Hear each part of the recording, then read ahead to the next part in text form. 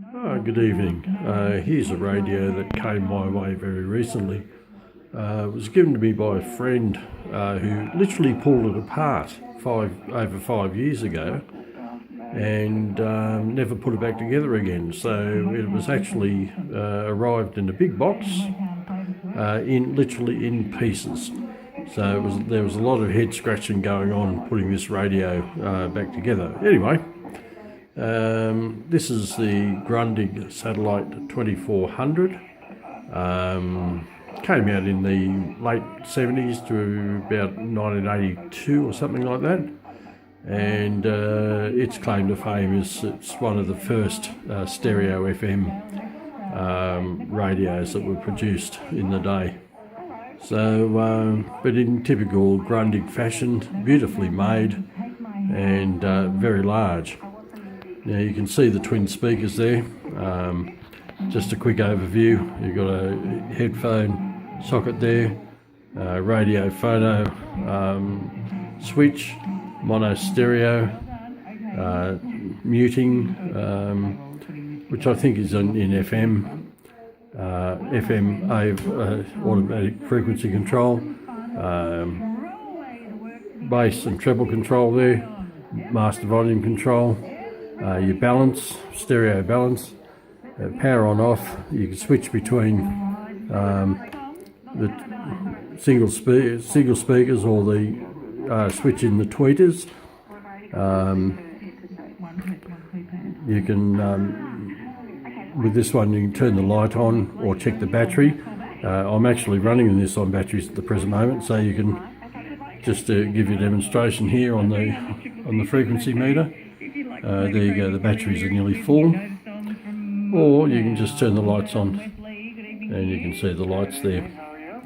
I've actually replaced the incandescent globes with LEDs, which were a bit of a nuisance because there was actually a fault in the radio in one of the globe sockets. There was a short which had taken out one of the resistors. Anyway, that was all sorted out, and I'm pleased with the results. Here you've got a tuning knob, which is a vernier control. The larger outer dial is fast with fine tuning in the middle. This is an interesting control. They call it a basis control. Just swings between stereo and super stereo. It just enhances the stereo effect. Here you've got a BFO switch. On shortwave 2 to 6 you've got upper and lower sideband. On shortwave 1 you've got lower and upper sideband, so it's actually swapped around. Manual volume control, you switch it off automatic and you can adjust the manual volume control there. And this is your BFO control.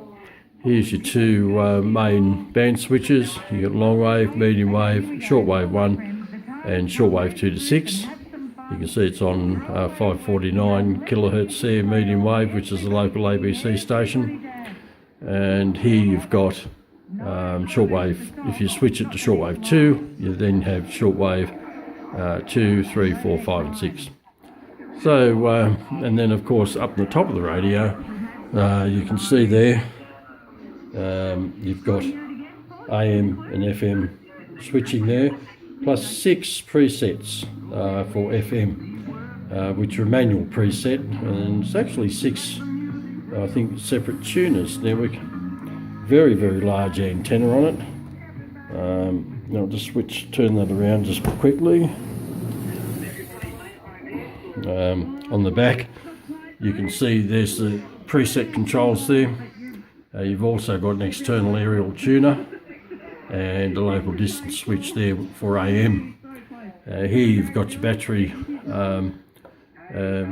box, I suppose. Takes 6 D cells, and here you've got tape output. You've got an input there, external speakers left and right. You've got external DC, which runs somewhere between 10 and 16 volts with a proprietary plug. Here you've got an AC input, and this radio is actually set for 240 volt operation. This side, the sides of the radios doesn't have anything, so anyway, there you can see, whoops, pardon the shake of the camera when I'm moving the thing around, moving the radio around.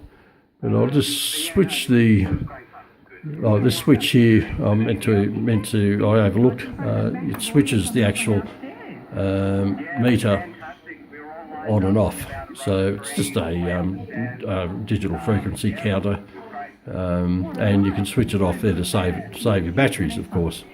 Again, you can see I put a red LED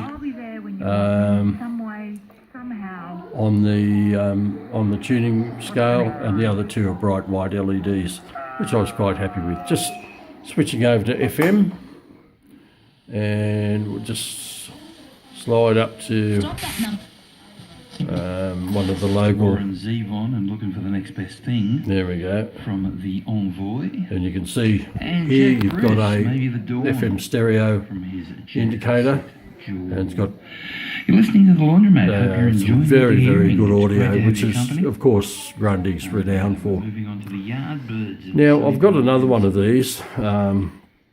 This one's the satellite, just they call the Satellite 2400. And the other one I've got is the Satellite 2400 SL, which is in a brown Looking for a great way case. to get fit?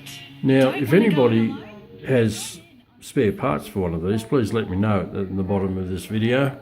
I need an antenna, and I need a coil, which is L6 or L206 or C206, which is the oscillator coil for band shortwave 2, band 2 there. So if anybody's got one of these in parts that's completely broken, and incidentally they're exactly the same as the satellite, I think it's the 1400. Please let me know at the bottom of its video, because I can certainly do with those parts to restore the SL. Okie doke, I hope you've enjoyed tonight's quick presentation of the Grundig Satellite 2400. Thanks for watching. Cheers.